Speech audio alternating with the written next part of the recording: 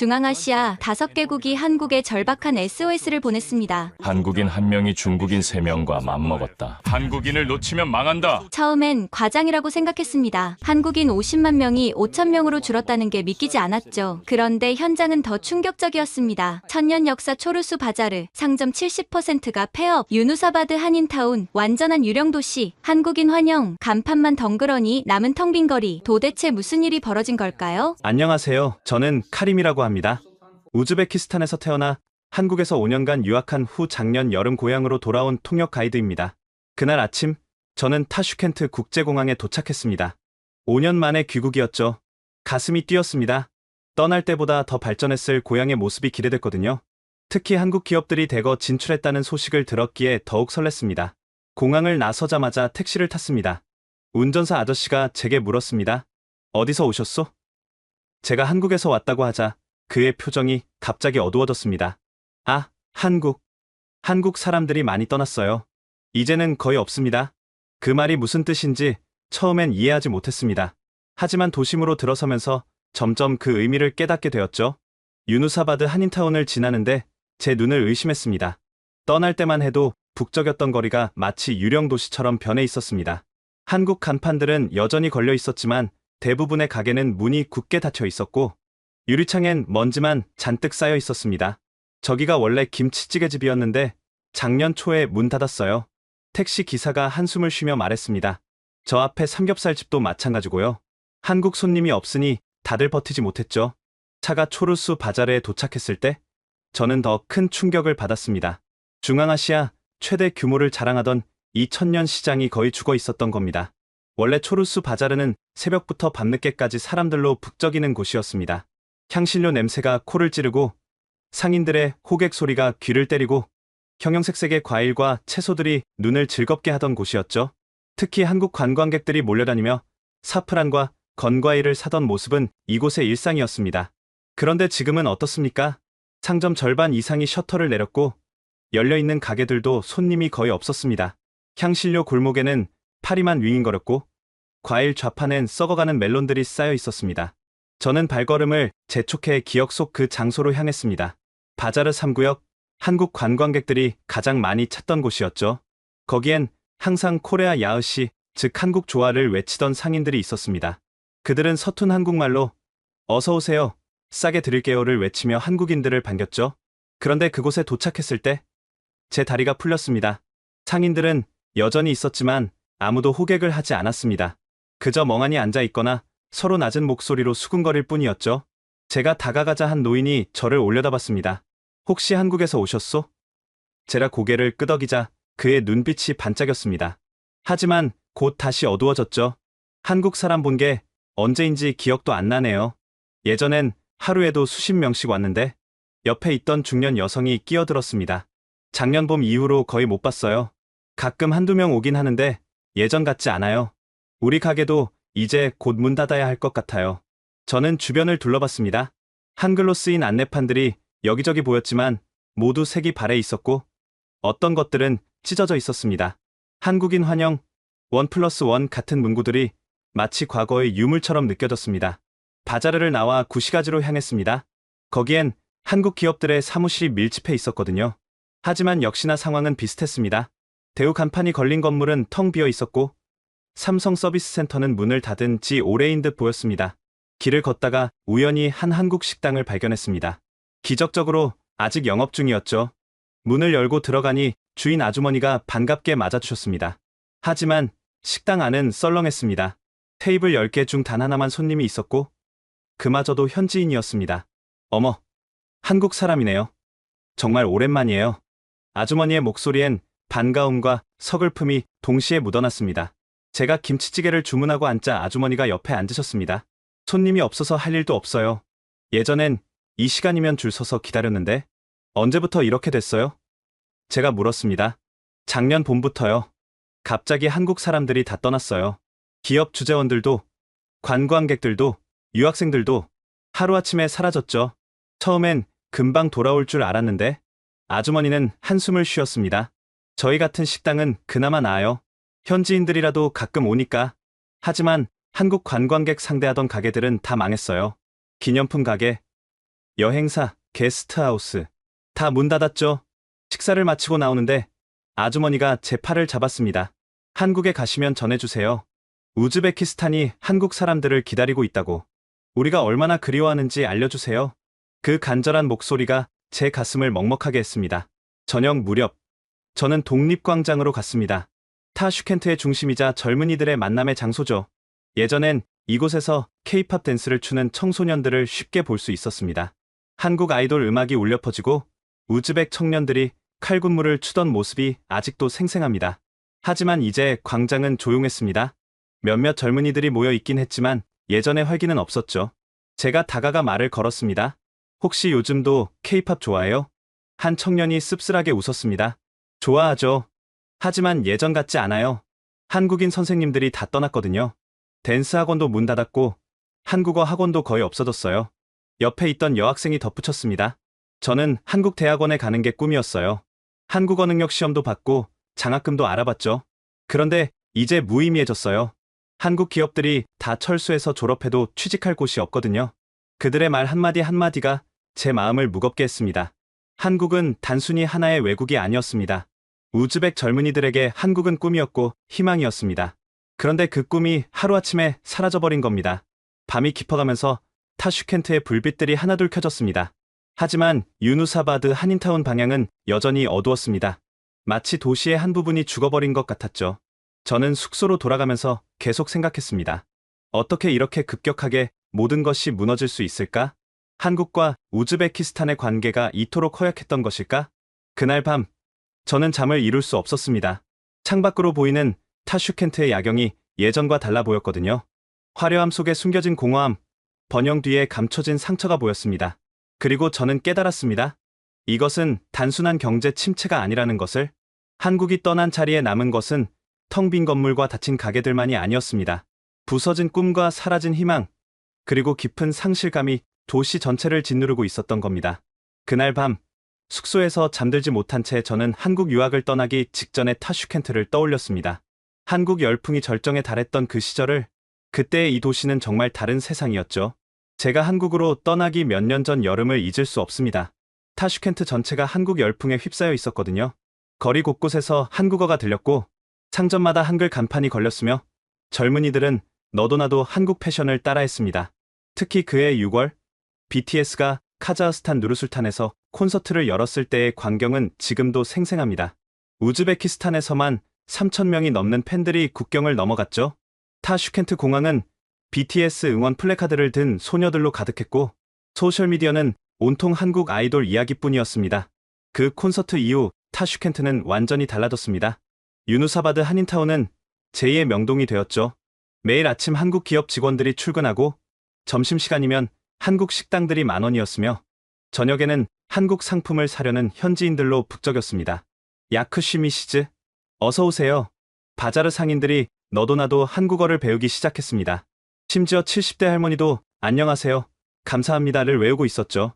한국어를 할 줄 아는 상인의 매출은 2배 이상 늘었다는 소문이 퍼지면서 한국어 학습 열풍은 더욱 거세졌습니다. 초르수 바자르 2구역에 있던 아지즈 아저씨를 기억합니다. 3대째 향신료 가게를 운영하던 그는 한국 관광객들의 마음을 사로잡는 데 천재적이었죠. 한국 분들은 사프란을 정말 좋아하세요. 비싸지만 품질이 최고라는 걸 아시거든요. 아지즈 아저씨는 자랑스럽게 말했습니다. 우리 가게 매출의 70%가 한국 손님이에요. 덕분에 아들을 대학에 보낼 수 있었죠. 그의 가게엔 항상 한국인들이 줄을 서 있었습니다. 단체 관광객들은 물론이고 주재원 가족들도 단골이었죠. 아지즈 아저씨는 한국인들의 취향을 정확히 파악하고 있었습니다. 어떤 향신료가 김치에 어울리는지, 어떤 견과류가 한국인 입맛에 맞는지 모두 꿰고 있었죠. 한국 기업들의 진출도 절정에 달했습니다. 대우는 타슈켄트에 거대한 비즈니스 센터를 건설했고 삼성과 LG는 전자제품 매장을 확장했으며 현대는 새로운 공장 건립을 발표했습니다. 한국 중소기업들도 속속 진출해 섬유, 화장품, 식품 등 다양한 분야에서 사업을 시작했죠. 강태호 사장님을 만난 것도 그 무렵이었습니다. 그는 15년 전 우즈베키스탄에 와서 작은 무역회사를 시작했는데 그때는 직원 200명을 고용한 중견기업으로 성장해 있었습니다. 우즈베키스탄은 기회의 땅입니다. 강 사장님은 확신에 찬 목소리로 말했습니다. 인구 3,500만의 젊은 시장이고 중앙아시아 전체로 진출할 수 있는 관문이죠. 한국 기업들에게 이보다 좋은 곳은 없어요. 그의 회사는 한국 화장품과 생활용품을 수입해 우즈베키스탄 전역에 유통했습니다.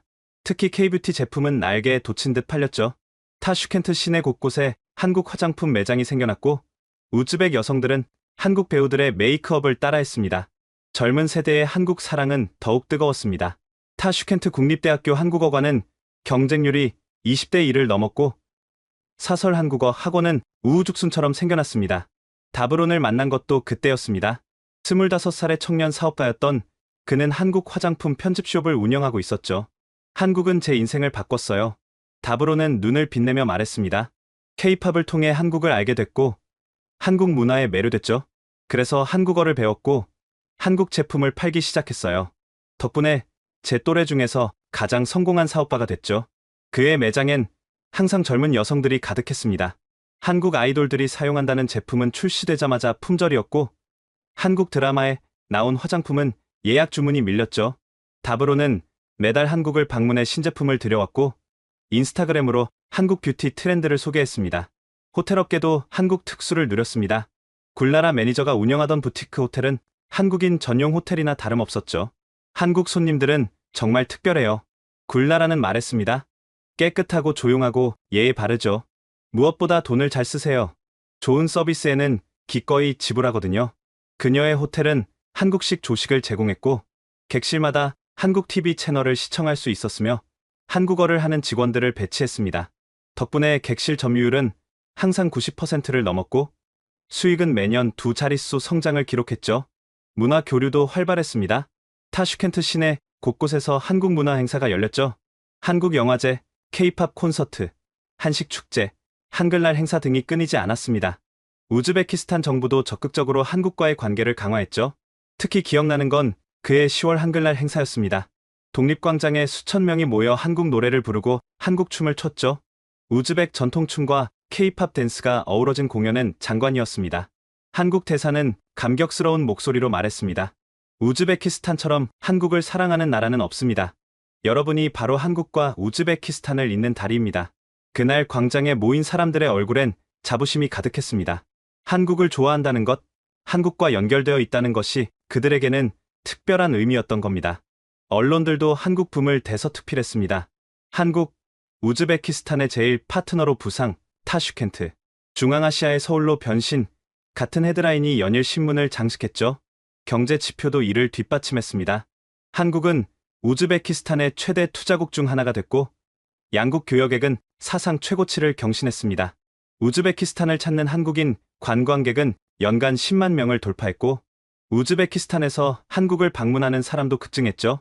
그러나 이 모든 번영 속에서도 불안한 신호는 있었습니다. 너무 빠른 성장, 너무 큰 의존도, 너무 높은 기대치. 일부 전문가들은 경고했죠. 한국에 대한 의존도가 너무 높습니다. 다변화가 필요해요. 하지만 아무도 귀 기울이지 않았습니다. 모두가 이 황금기가 영원할 거라 믿었으니까요. 한국 기업들은 계속 투자를 늘렸고 현지인들은 한국어를 배우는 데 열중했으며 정부는 한국과의 협력을 최우선 과제로 삼았습니다. 지금 돌이켜보면 그때가 정점이었습니다. 타슈켄트가 가장 빛나던 순간, 한국과 우즈베키스탄이 가장 가까웠던 시기. 하지만 정점이란 곧 하락의 시작을 의미하기도 하죠. 그 누구도 예상하지 못했습니다. 곧 닥쳐올 폭풍을, 하루아침에 무너질 이 모든 것을. 이틀 후 저는 유누사바드 한인타운으로 다시 향했습니다. 그곳에서 여전히 버티고 있는 한국인들을 만나기 위해서였죠. 텅 빈 거리를 걷다가 불 켜진 사무실 하나를 발견했습니다. 강태호 사장님의 회사였습니다. 어서 와요. 카림 씨. 강태호 사장님이 피곤한 얼굴로 저를 맞았습니다. 차라도 한잔 하시죠. 한때 200명이 북적였다는 사무실엔 이제 10명 정도만 남아 있었습니다. 텅 빈 책상들이 을씨년스러웠죠. 다들 한국으로 돌아갔어요. 강 사장님이 쓴웃음을 지었습니다. 저도 가족을 먼저 보냈죠. 아이들 학교도 있고 아내도 불안해했거든요. 그는 창밖을 바라봤습니다. 한때 한국 기업들로 가득했던 건물들이 하나둘 불을 끄고 있었죠. 15년이에요. 제가 우즈베키스탄에 온 지 작은 무역회사로 시작해서 여기까지 왔죠. 이제 와서 포기할 수는 없어요. 그의 회사는 한국 생활용품과 화장품을 수입해 중앙아시아 전역에 유통하는 중견기업이었습니다. 팬데믹 전에는 매출이 연 5천만 달러를 넘었죠. 지금은 10분의 1도 안 돼요. 한국에서 물건을 들여와도 팔 곳이 없어요. 소매점들이 다 망했거든요. 더 큰 문제는 현지 직원들이었습니다. 190명을 해고했어요. 정말 죽을 것 같았죠. 그 사람들 다 가족이 있고 아이들이 있는데 그는 잠시 말을 멈추고 목을 가다듬었습니다. 마지막까지 남은 직원들에게도 급여를 제대로 못 주고 있어요. 회사 돈은 바닥났고 제 개인 재산도 거의 다 썼어요. 한국에 있는 아파트도 팔았죠. 제가 놀라서 쳐다보자 그가 담담하게 말했습니다. 이 사람들이 15년 동안 저와 함께 일했어요. 회사가 성장할 때 함께 기뻐했고 어려울 때 함께 버텼죠. 이제 와서 저 혼자 살겠다고 떠날 수는 없어요. 그의 책상 위에는 직원들과 찍은 사진이 놓여 있었습니다. 회사 창립 기념일에 찍은 사진이었죠. 모두가 환하게 웃고 있었습니다. 저기 보이는 사람이 자밀라예요. 그가 한 여직원을 가리켰습니다. 우리 회사 첫 직원이었죠. 이제는 새 아이 엄마가 됐어요. 남편이 실직해서 우리 회사 월급으로 온 가족이 살아요. 옆에 있던 우즈벡 직원 샤오조드가 말했습니다. 사장님은 우리의 아버지 같은 분이에요. 다른 한국 회사들은 다 떠났지만 사장님만은 남아 계세요. 강 사장님은 손사래를 쳤습니다. 아니에요. 그냥 아직 정리를 못한 거예요. 하지만 샤오조드는 고개를 저었습니다. 우리는 알아요. 사장님이 왜 남아 계신지. 우리 때문이라는 걸. 점심시간이 되자 직원들이 도시락을 꺼냈습니다. 강 사장님도 간단한 샌드위치를 먹었죠. 예전엔 매일 회식을 했다고 합니다. 그래도 다행인 건 정부 프로젝트를 몇 개 받았어요. 강 사장님이 말했습니다. 규모는 작지만 직원들 급여는 낼 수 있을 정도예요. 오후에 다른 한인 사장님들이 사무실로 찾아왔습니다. 다들 비슷한 처지였죠. 건설회사를 운영하는 박 사장은 더 심각했습니다. 프로젝트가 전부 중단됐어요. 인부 500명을 해고했죠.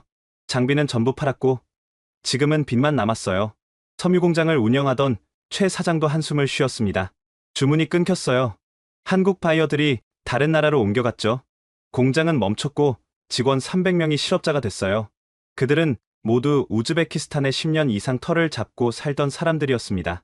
하지만 이제는 생존 자체가 위협받고 있었죠. 한국 정부나 코트라에서 지원이라도 있으면 좋겠는데 박 사장이 푸념했습니다. 우리도 한국 경제에 기여하고 있는데 너무 무관심해요. 강 사장님이 위로했습니다.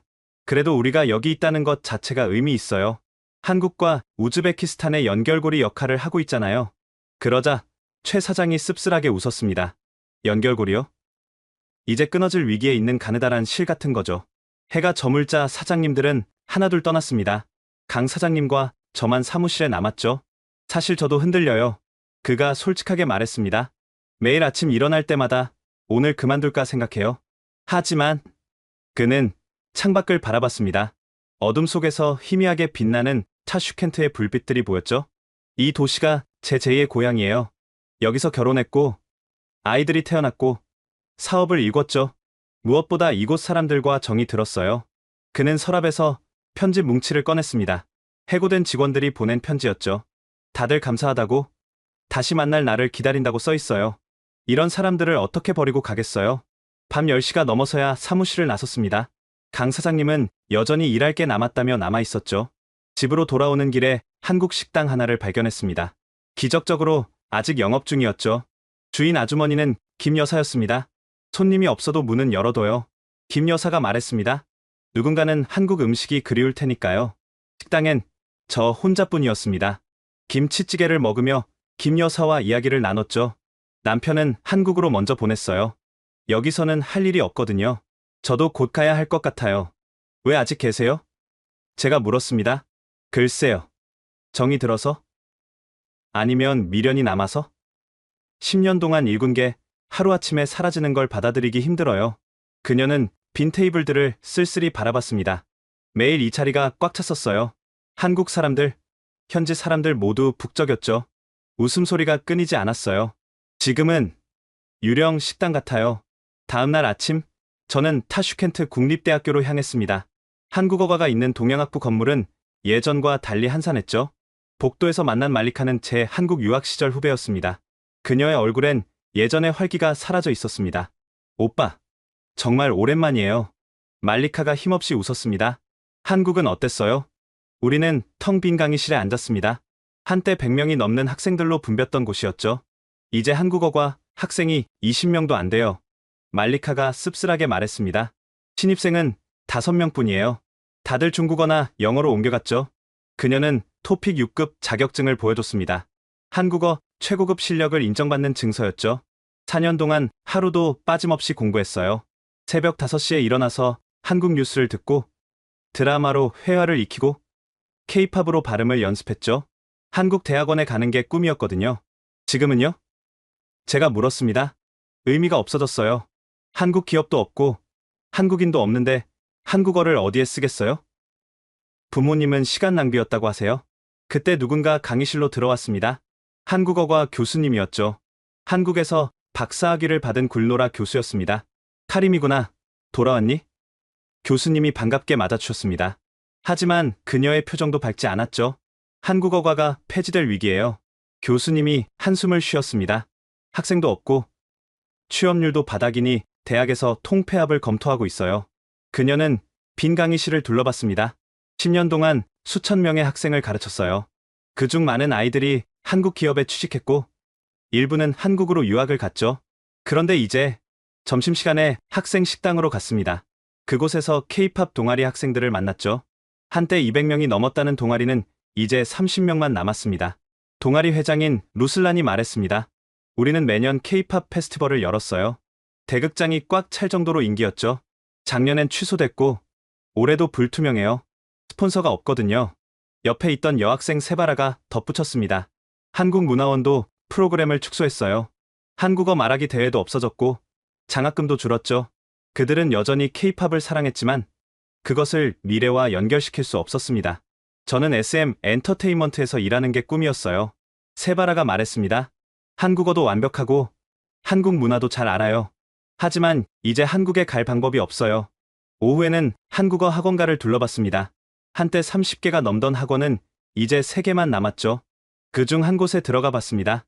원장인 김 선생님은 한국에서 파견된 교사였습니다. 그도 곧 귀국 예정이라고 했죠. 학생이 없어요. 한 반에 3명, 4명이에요. 예전엔 20명씩 대기자가 있었는데 학원 게시판엔 먼지 쌓인 포스터들이 붙어 있었습니다. 한국 대학 입학 설명회, 한국 기업 채용 박람회, 워킹홀리데이 프로그램, 모두 과거의 유물이 되어버렸죠.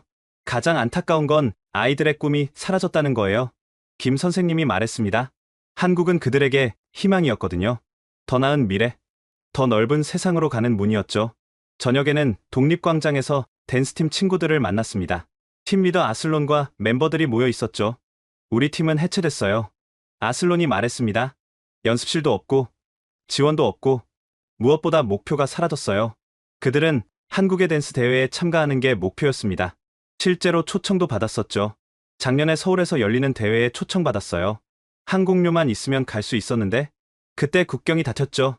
멤버 중 한 명인 자스민이 자신의 휴대폰을 보여줬습니다. BTS, 블랙핑크, 스트레이키즈, K-팝 영상들로 가득했죠. 매일 이걸 보면서 연습해요. 혼자서라도 계속하고 있어요. 언젠가 기회가 올 거라고 믿으니까. 하지만 그녀의 목소리엔 확신이 없었습니다. 밤이 깊어가자 젊은이들은 하나둘 흩어졌습니다. 마지막까지 남은 아슬론이 제게 물었습니다. 형, 한국은 우리를 잊었나요? 우리가 얼마나 한국을 사랑하는지 모르나요? 저는 대답할 수 없었습니다. 그저 그의 어깨를 두드려줄 뿐이었죠. 집으로 돌아오는 길에 멀리서 음악 소리가 들렸습니다. 어느 카페에서 흘러나오는 K-팝이었죠. 하지만 주변엔 아무도 없었습니다. 음악만이 텅 빈 거리에 허무하게 울려 퍼지고 있었습니다. 일주일 후, 저는 중앙아시아 관광 포럼에 참석하게 되었습니다. 카자흐스탄, 키르기스스탄, 타지키스탄, 투르크메니스탄의 정부 관계자들과 관광업계 대표들이 모인 자리였죠. 회의 주제는 단 하나였습니다. 한국 관광객을 어떻게 다시 유치할 것인가? 우즈베키스탄 관광부 차관 아크말 씨가 발표를 시작했습니다. 신사숙녀 여러분, 우리는 심각한 위기에 직면해 있습니다. 한국 관광객 감소로 중앙아시아 전체 관광 산업이 붕괴 직전입니다. 스크린에 그래프가 떴습니다. 한국인 방문객 수가 수직 낙하한 모습이었죠. 팬데믹 전 연간 50만 명이던 한국 관광객이 현재 5천 명 수준입니다. 99%가 사라진 겁니다. 이는 단순한 숫자가 아닙니다. 수십만 개의 일자리가 사라졌다는 의미입니다. 카자흐스탄 대표가 손을 들었습니다. 우리도 마찬가지입니다. 알마티와 누르술탄의 호텔 점유율이 20%대로 떨어졌습니다. 특히 한국 기업 출장자들이 사라지면서 비즈니스 호텔들이 줄도산하고 있습니다. 키르기스스탄 관광청장도 거들었습니다. 이시쿨 호수 주변 리조트의 절반이 문을 닫았습니다. 한국 단체 관광객이 주 수입원이었는데 이제는 텅 비어 있습니다. 타지키스탄과 투르크메니스탄 대표들도 비슷한 상황을 보고했습니다. 중앙아시아 전체가 한국 관광객 실종으로 신음하고 있었던 겁니다. 문제는 단순히 관광객 숫자가 아닙니다. 아크말 차관이 말을 이었습니다. 한국인들은 우리 지역 경제의 핵심 동력이었습니다. 그는 새로운 자료를 보여줬습니다. 한국 관광객 1인당 지출액은 평균 $2,000입니다. 중국인의 3배, 러시아인의 2배죠. 더 중요한 건 한국인들이 가는 곳마다 발전이 따라왔다는 겁니다. 회의장이 술렁였습니다. 모두가 그 사실을 인정하고 있었던 거죠. 점심시간에 각국 대표들과 개별적으로 이야기를 나눴습니다. 카자흐스탄 호텔협회 회장은 이렇게 말했습니다. 한국 기업들이 떠나면서 알마티 경제가 휘청거리고 있어요. 삼성, LG, 포스코, 이들이 없으면 우리 산업도 멈춥니다. 키르기스스탄 여행사협회 대표도 한숨을 쉬었습니다. 비슈케크에서 한국어 간판을 보는 게 자랑스러웠어요.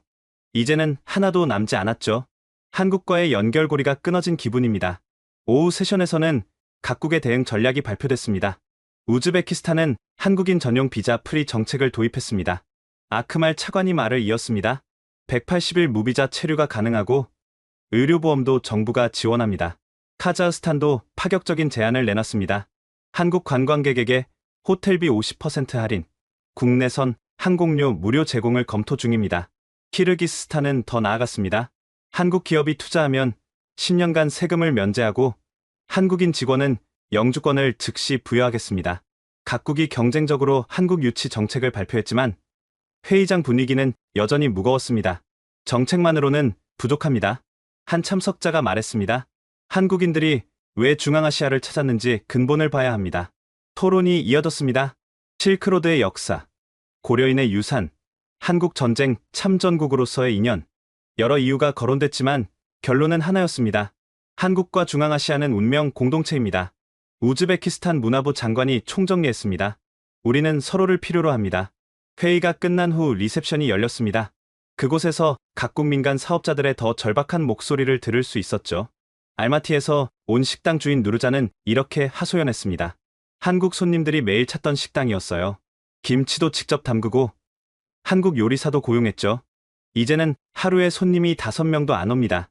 비슈케크의 기념품 가게 주인 아이굴도 울먹였습니다.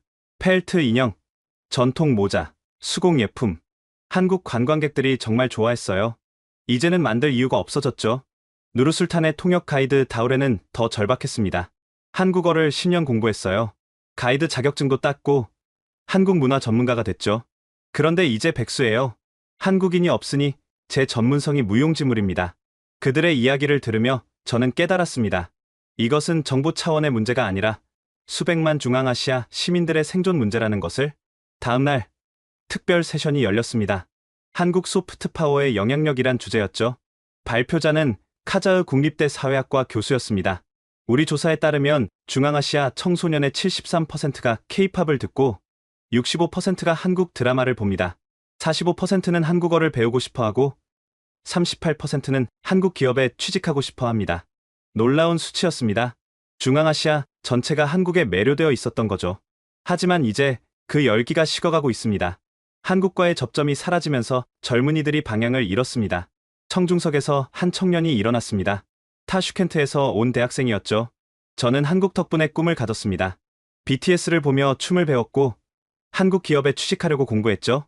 그런데 이제 그 꿈이 신기루가 되었습니다. 우리 세대 전체가 배신감을 느끼고 있습니다.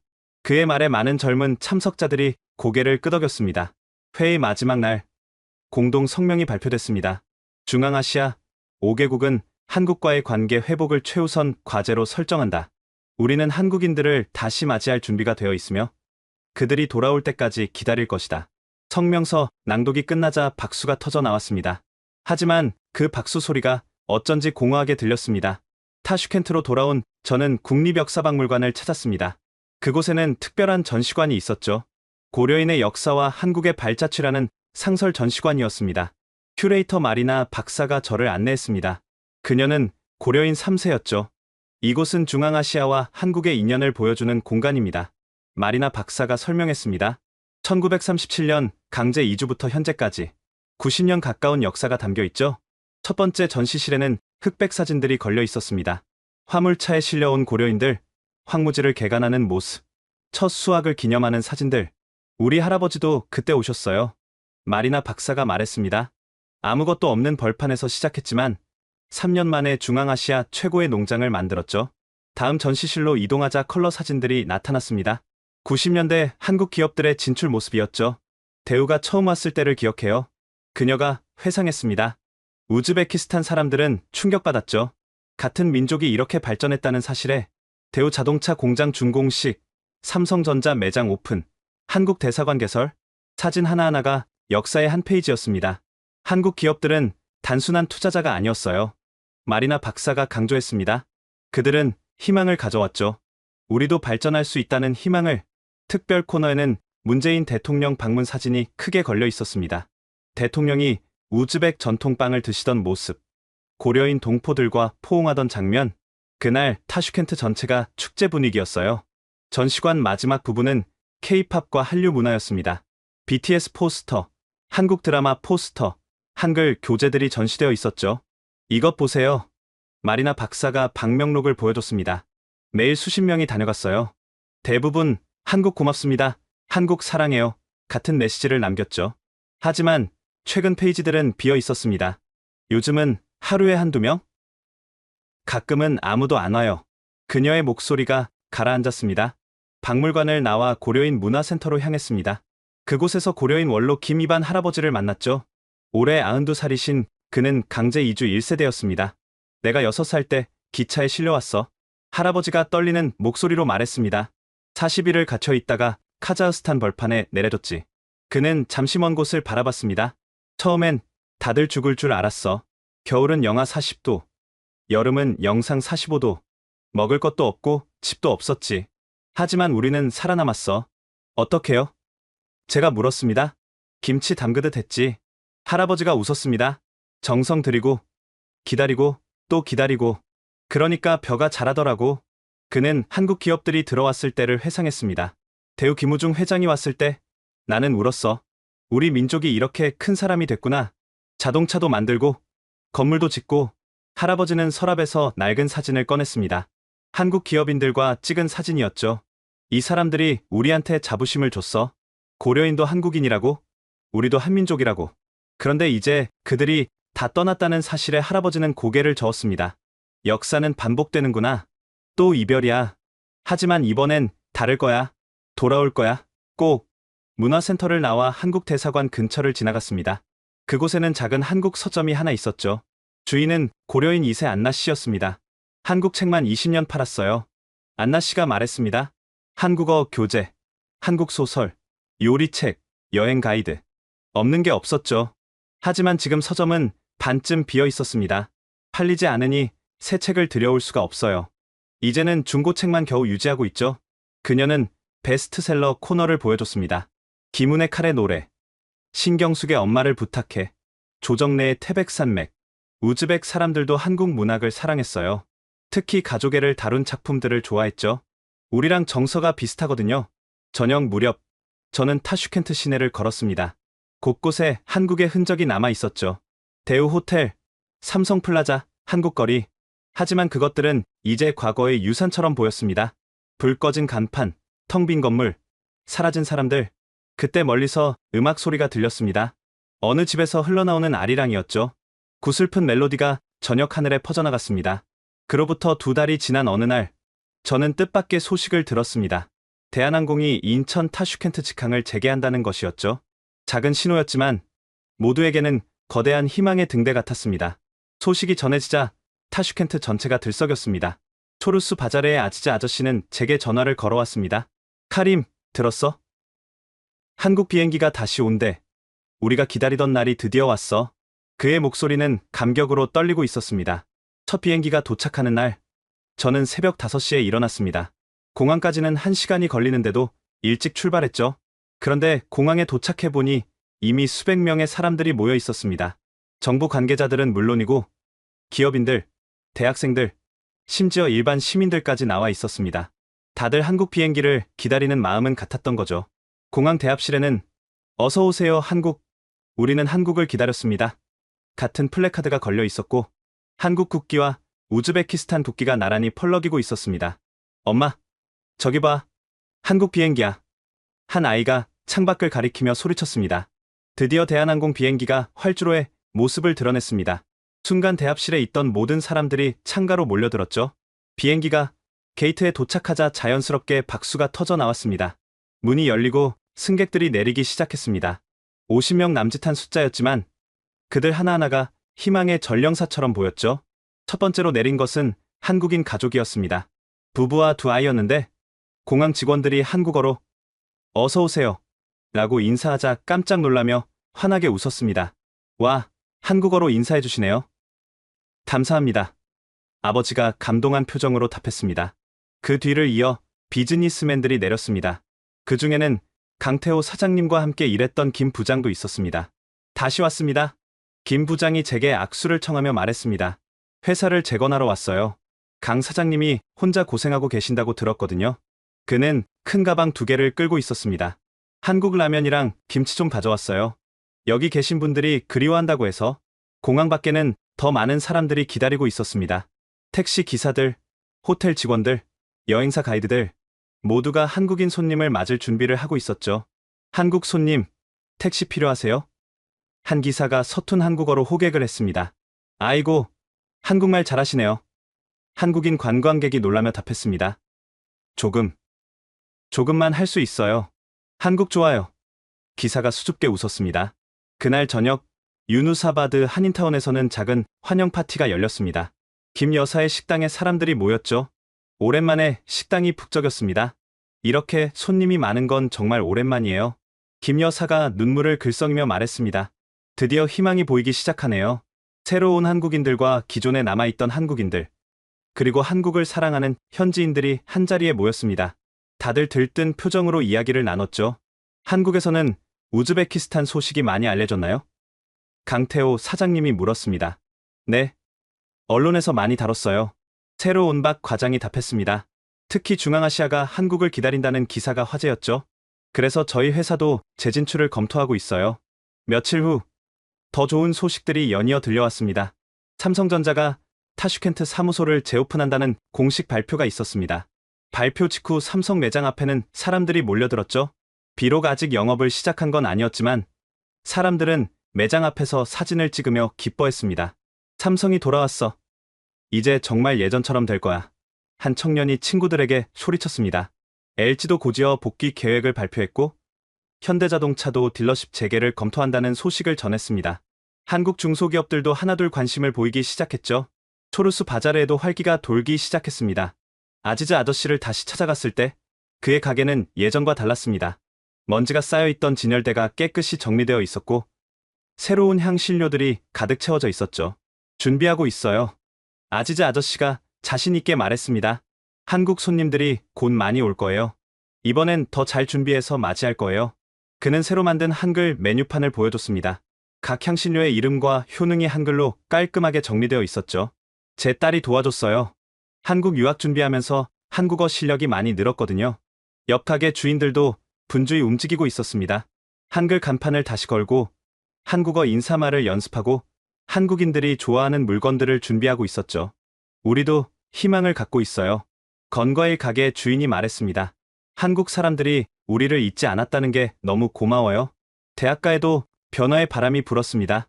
타슈켄트 국립대 한국어과를 다시 찾았을 때 분위기가 완전히 달라져 있었습니다. 신입생이 15명으로 늘었어요. 말리카가 기쁜 소식을 전했습니다. 작년에 5명이었는데 3배가 됐어요. 한국 기업들이 돌아온다는 소식 때문에 지원자가 늘었대요. 굴노라 교수님의 표정도 한결 밝아져 있었습니다. 한국 정부에서 장학금을 늘렸어요. 우리 학생 5명이 한국 대학으로 교환학생을 가게 됐죠. 정말 오랜만의 기회예요.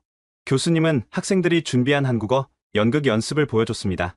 춘향전을 현대적으로 각색한 작품이었는데 학생들의 열정이 대단했습니다. 우리가 포기하지 않고 있다는 걸 보여주고 싶어요. 주연을 맡은 학생이 말했습니다. 한국어를 계속 공부한 게 헛되지 않았다는 걸 증명하고 싶어요. 한국어 학원들도 다시 문을 열기 시작했습니다. 문을 닫았던 한글 사랑 학원이 재개원한다는 소식을 듣고 찾아갔죠. 학생은 아직 많지 않아요. 원장 선생님이 말했습니다. 한 반에 6명 정도? 하지만 시작이 중요하잖아요. 조금씩 늘어날 거라고 믿어요. 교실에서는 성인반 수업이 진행 중이었습니다. 수강생들은 다양했습니다. 대학생, 직장인, 주부, 심지어 은퇴한 노인까지. 왜 한국어를 배우세요? 제가 한 수강생에게 물었습니다. 한국이 다시 돌아올 거라고 믿어요. 40대 직장인이 답했습니다. 그때를 위해 준비하는 거죠. 기회는 준비된 사람에게 오니까요. K-팝 동아리들도 활동을 재개했습니다. 독립광장에서 아슬론과 친구들을 만났을 때 그들은 새로운 안무를 연습하고 있었습니다. 팀을 재결성했어요. 아슬론이 자랑스럽게 말했습니다. 멤버는 10명뿐이지만 다시 시작하는 거죠. 포기하지 않았다는 걸 보여주고 싶어요. 그들은 유튜브 채널도 개설했습니다. 타슈켄트 K-팝 러버스라는 이름으로 매주 커버 영상을 올리고 있었죠. 조회수는 많지 않아요. 멤버 중 한 명인 자스민이 말했습니다. 하지만 한국에서도 봐주는 사람들이 있어요. 댓글로 응원해주시는 분들도 있고요. 그들은 최신 K-팝 안무를 완벽하게 소화하고 있었습니다. 세븐틴, NCT, 에스파, 연습량이 상당했음을 알 수 있었죠. 매일 3시간씩 연습해요. 아슬론이 말했습니다. 언젠가 한국에서 공연할 날을 꿈꾸면서요. 온라인에서도 희망의 움직임이 보였습니다. 답으로는 K-뷰티샵은 문을 닫았지만 온라인으로 사업을 전환해서 계속하고 있었습니다. 인스타그램이랑 텔레그램으로 판매해요. 답으론이 설명했습니다. 규모는 작아졌지만 꾸준히 주문이 들어와요. 특히 한국 화장품 신제품 정보를 빨리 올리면 반응이 좋아요. 그는 라이브 방송도 시작했습니다. 일주일에 2번 한국 뷰티 트렌드를 소개하고 제품 사용법을 시연했죠. 시청자가 많지는 않아요. 한 100명 정도? 하지만 충성 고객들이에요. 그들이 있어서 버틸 수 있어요. 정부 차원의 노력도 가시화되기 시작했습니다. 우즈베키스탄 정부는 한국 문화의 해를 선포했습니다. 1년 동안 매달 한국 관련 행사를 개최하기로 한 것이죠. 첫 번째 행사는 한국영화제였습니다. 일주일 동안 한국 영화 10편을 무료로 상영했는데 매회 극장이 만석이었습니다. 기생충, 올드보이, 태극기 휘날리며 같은 명작들부터 최신작까지 다양했죠. 한국 영화를 극장에서 보는 게 얼마만인지 한 관객이 감격스러워했습니다. 집에서 노트북으로 보는 것과는 완전히 달라요. 두 번째 행사는 K-팝 커버 댄스 대회였습니다. 비록 한국에서 온 가수는 없었지만 현지 팀들의 열정만으로도 충분했습니다. 3,000명이 넘는 관객이 모였고 유튜브 생중계 시청자도 10,000명을 넘었죠.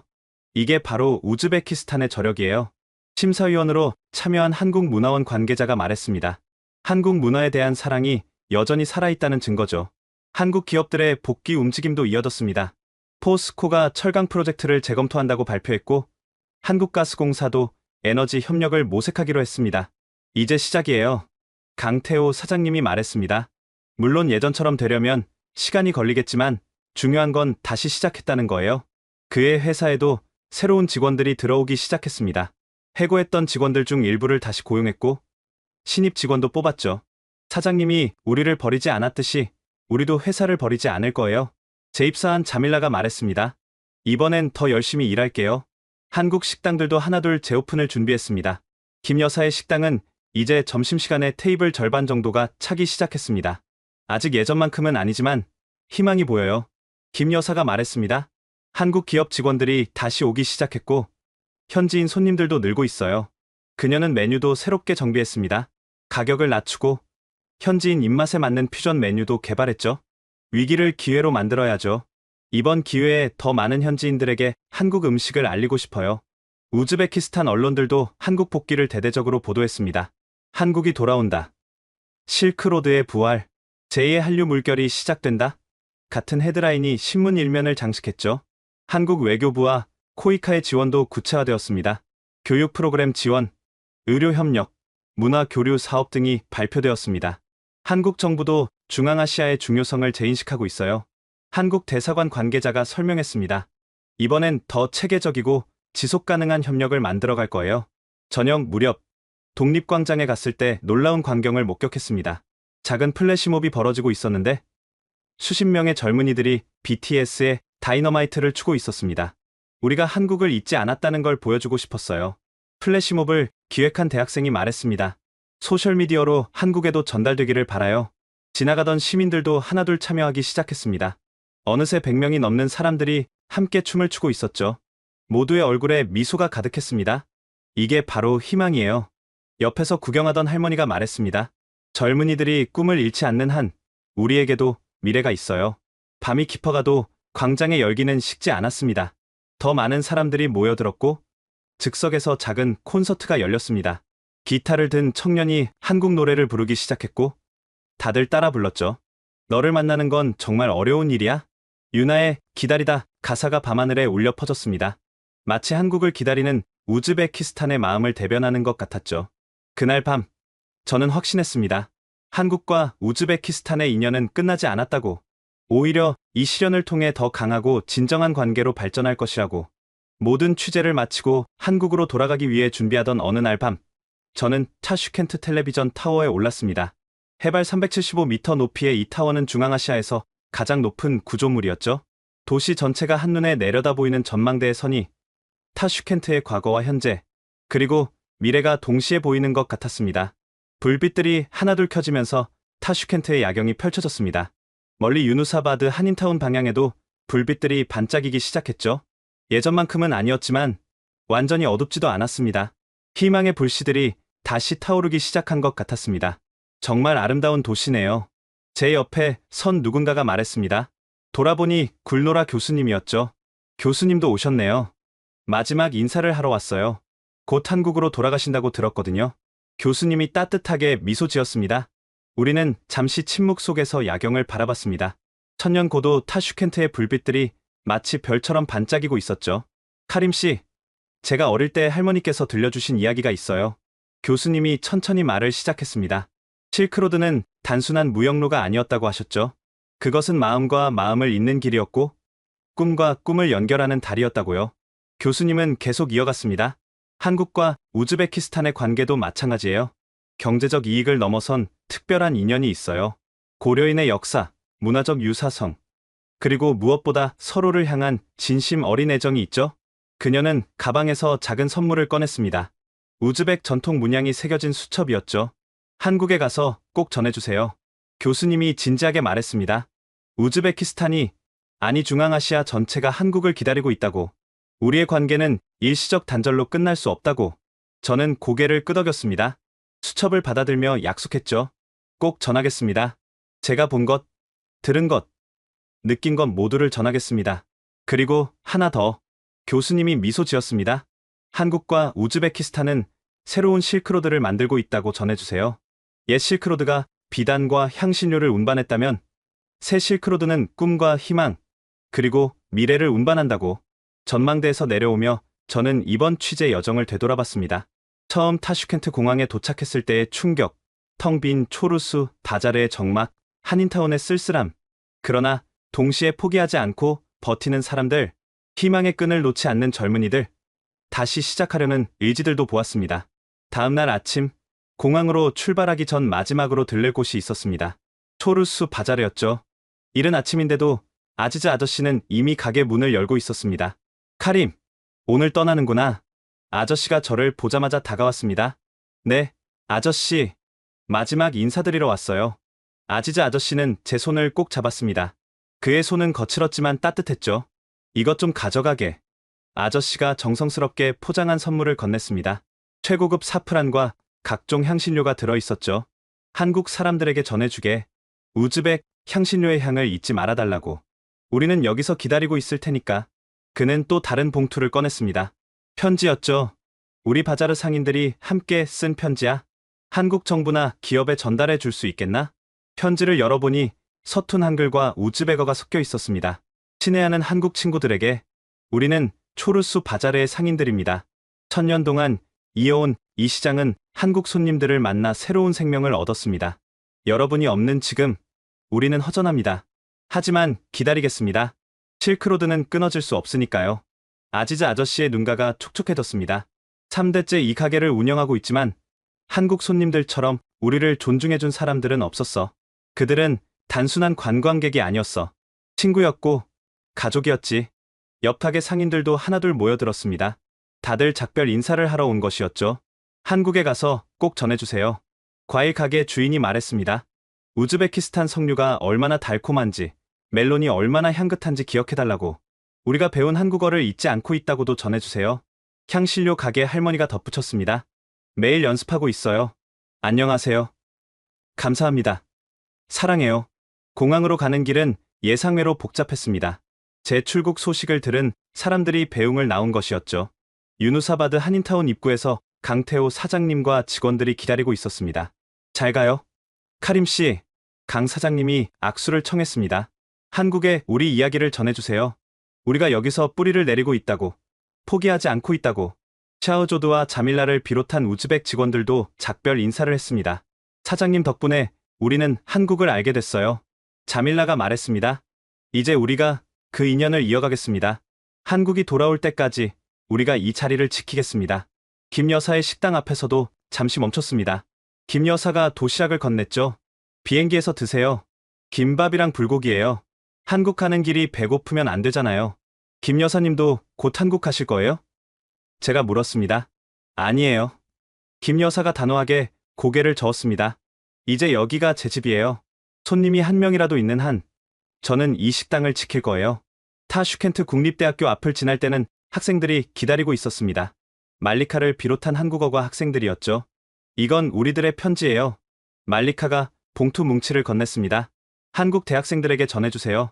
우리도 한국을 공부하고 있다고. 언젠가 만나고 싶다고.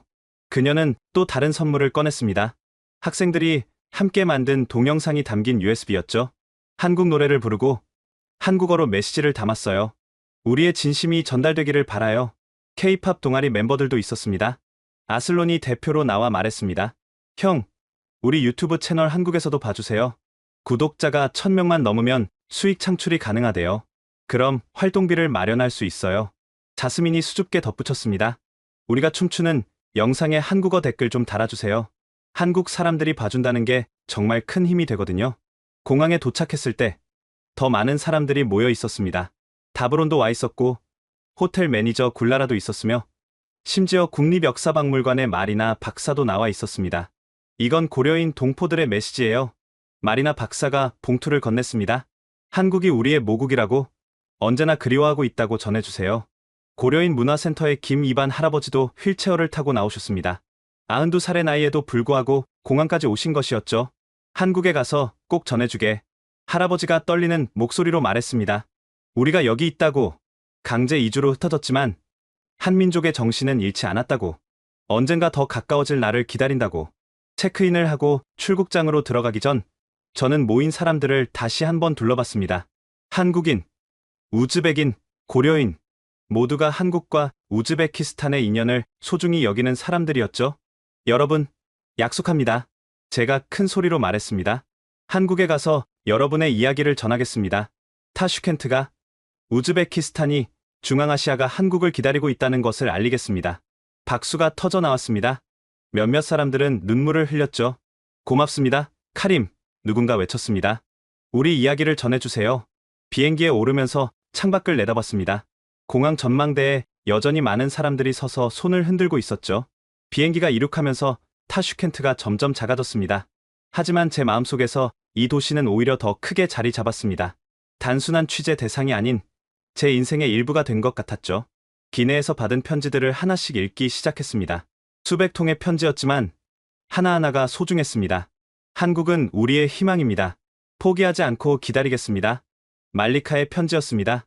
한국인의 발걸음이 다시 이 땅을 축복하기를, 천년 바자르가 다시 활기를 되찾기를. 아지즈 아저씨의 편지였습니다. 우리는 형제입니다. 형제는 헤어져도 다시 만나죠. 더 강한 유대로. 강태호 사장님의 편지였습니다. K-팝은 영원합니다. 우리의 춤도 계속될 것입니다. 한국과 함께. 아슬론의 편지였습니다. 실크로드는 끊어지지 않습니다. 잠시 쉬어갈 뿐입니다. 굴로라 교수님의 편지였습니다. 편지를 읽다가 말리카가 준 USB를 노트북에 연결했습니다. 동영상이 재생되자 한국어과 학생들이 화면에 나타났습니다. 안녕하세요. 한국의 친구들. 학생들이 한 목소리로 인사했습니다. 우리는 타슈켄트 국립대학교 한국어과 학생들입니다. 그들은 아리랑을 부르기 시작했습니다. 완벽한 한국어 발음은 아니었지만 진심이 담겨 있었죠. 아리랑 아리랑 아라리요. 아리랑 고개로 넘어간다. 노래가 끝나고 학생들이 한 명씩 메시지를 전했습니다. 한국어를 배운 것을 후회하지 않아요. 이것은 제 인생 최고의 선택이었어요. 언젠가 한국에 가서 공부하고 싶어요. 그날을 위해 열심히 준비하겠습니다. 한국 드라마 사랑의 불시착처럼 우리도 다시 만날 거예요. BTS가 말했죠. 봄날은 간다고. 하지만 봄은 다시 오잖아요. 마지막으로 말리카가 나와서 말했습니다. 한국은 우리에게 꿈을 주었습니다. 그 꿈을 포기하지 않겠습니다. 우리가 여기서 한국을 기다리고 있다는 것을 잊지 말아주세요. 감사합니다. 사랑합니다. 영상이 끝나고 저는 한참 동안 멍하니 화면을 바라봤습니다. 가슴이 뜨거워졌죠. 비행기가 구름 위를 날면서 저는 많은 생각을 했습니다. 한국과 중앙아시아의 인연은 단순한 경제적 관계가 아니었습니다.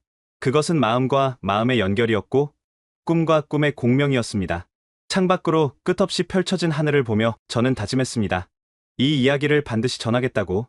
타슈켄트의 눈물과 희망을, 중앙아시아의 기다림과 사랑을 한국에 전하겠다고. 한국에 도착한 후 저는 이 모든 이야기를 기록하기 시작했습니다. 언론사에 기고하고 방송에 출연하고 소셜미디어에 글을 올렸죠. 많은 한국인들이 관심을 보이기 시작했습니다. 정말 그렇게 우리를 기다리고 있나요? 사람들이 물었습니다. 네, 정말입니다. 제가 답했습니다. 그들은 한국을 잊지 않았습니다. 오히려 더 간절히 기다리고 있습니다. 기업들도 움직이기 시작했습니다. 몇몇 회사가 중앙아시아 재진출을 발표했고 대학들도 교류 프로그램을 늘리기로 했습니다. 아슬론과 친구들의 유튜브 채널은 한국 팬들 덕분에 구독자가 1000명을 넘었습니다. 그들이 보낸 감사 메시지가 잊히지 않습니다. 한국 형, 누나들 정말 고마워요. 덕분에 우리가 활동을 계속할 수 있게 됐어요. 저는 앞으로도 타슈켄트와 한국을 잇는 다리 역할을 계속할 것입니다. 언젠가 초르수 바자르가 다시 한국인들로 북적이는 날, 유누사바드 한인타운이 제2의 명동이 되는 날을 꿈꾸며 실크로드는 끊어지지 않습니다. 잠시 휴식을 취할 뿐입니다. 그리고 다시 열릴 때 그것은 더 넓고 더 단단한 길이 될 것입니다. 옛 실크로드가 동서양을 연결했다면 새로운 실크로드는 과거와 미래를, 꿈과 현실을, 그리고 마음과 마음을 연결할 것입니다.